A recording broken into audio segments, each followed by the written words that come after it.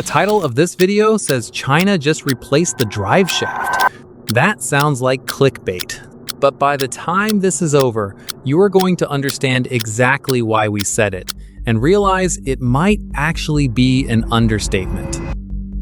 Stay with us to the end, because the way this story finishes is the part nobody talks about. If this is your first time here and you are into next generation engineering, hit subscribe now. We go deep on this stuff every week. Picture this. It is 2023.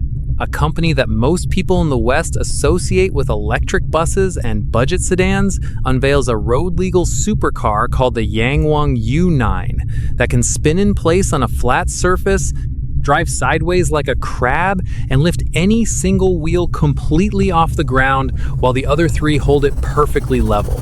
The automotive press doesn't know what to call it because they have never seen a production car do any of those things before. And the reason it can do all of that comes down to one decision BYD made that cuts against over 100 years of automotive engineering tradition. They threw out the central drive shaft entirely. To understand why that matters, you need to understand what a drive shaft actually does and why every serious performance car has been built around one for over a century. When you press the accelerator in almost any rear-wheel or all-wheel drive car, power travels from the engine through a long spinning metal shaft running underneath the cabin floor all the way to the rear axle. That shaft is the drive shaft, and the system it connects to the differential takes that single rotating input and splits it between the left and right wheels. It works. It has worked for generations. But it comes with unavoidable compromises. That shaft creates friction. It creates rotational mass the engine must constantly fight against. And in a car with a traditional front engine and rear-wheel drive, that shaft physically runs through the floor of the cabin, which is why so many cars have that raised tunnel running down the center between the two front seats. The tunnel exists entirely to make room for the drive shaft. But the bigger problem is control. A mechanical differential can split torque between two wheels on the same axle. What it cannot do is send precisely different amounts of power to all four wheels independently in real time, based on what the road is doing under each tire at that exact moment. That limitation is what has defined the ceiling of performance handling for a century, and it is the one BYD just dissolved. Their answer is the E4 platform. 4 electric motors, 1 per wheel. No central drive shaft, no shared differential. Each motor drives its wheel directly, and each receives its own individual torque command from a central computer, making those calculations over 100 times per second. BYD calls this intelligent torque vector control, and the physics it unlocks are genuinely unlike anything a mechanical system can produce. Here is a simple way to picture it. Imagine carrying a tray with a glass of water at each corner. To turn left without spilling, you don't just pivot the whole tray, you lift the right side slightly and lower the left to compensate for the turn. That is exactly what BYD's system does with torque. In a corner, the outside wheels receive more power while the inside wheels back off.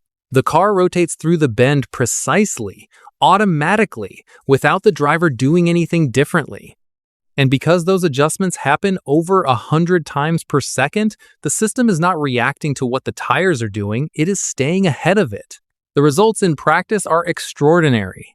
The Yangwang U9 hits 100 kilometers per hour from standstill in 2.36 seconds faster than most Lamborghinis and Ferraris, using a battery chemistry that BYD also puts in its family, SUVs.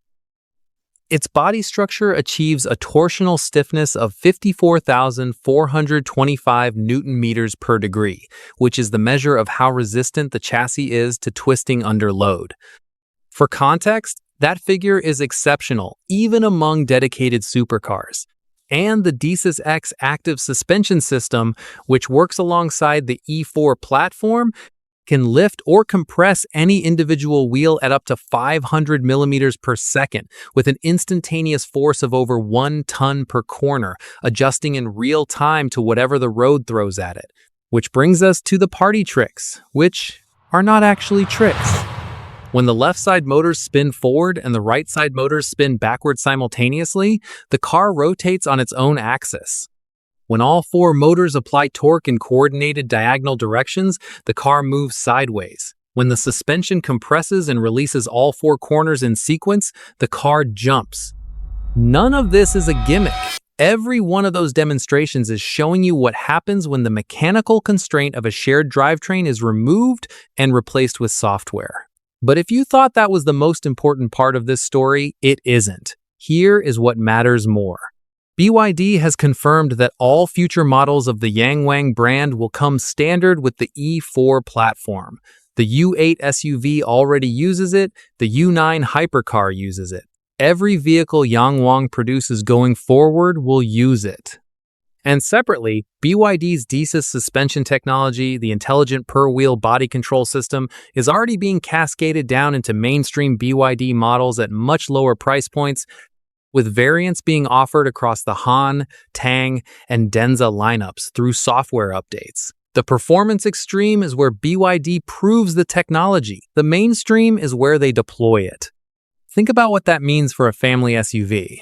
The same per-wheel torque control that allows a supercar to spin in place becomes the system that catches a skid before it starts on a wet motorway.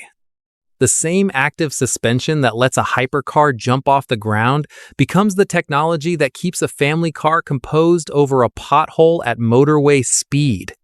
The removal of the drive shaft that freed up cabin floor space in the U9 becomes the reason a mainstream electric crossover can offer a genuinely flat floor with more usable interior room. BYD isn't just making a faster car. They are rebuilding the fundamental premise of how a car moves its power from source to road, and they are building the manufacturing scale to put that rebuilt premise into millions of vehicles. The drive shaft has been in every serious car for over 100 years. It will not vanish overnight.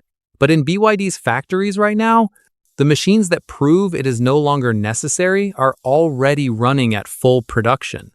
Every serious automaker on the planet is watching. And the question for the comments is this: if four-motor independent torque vectoring becomes standard in mainstream cars within the next decade, which traditional manufacturer do you think is furthest behind? Drop your answer below. And if you want to see where this technology goes next, subscribe and hit the bell, because the next chapter is already being built.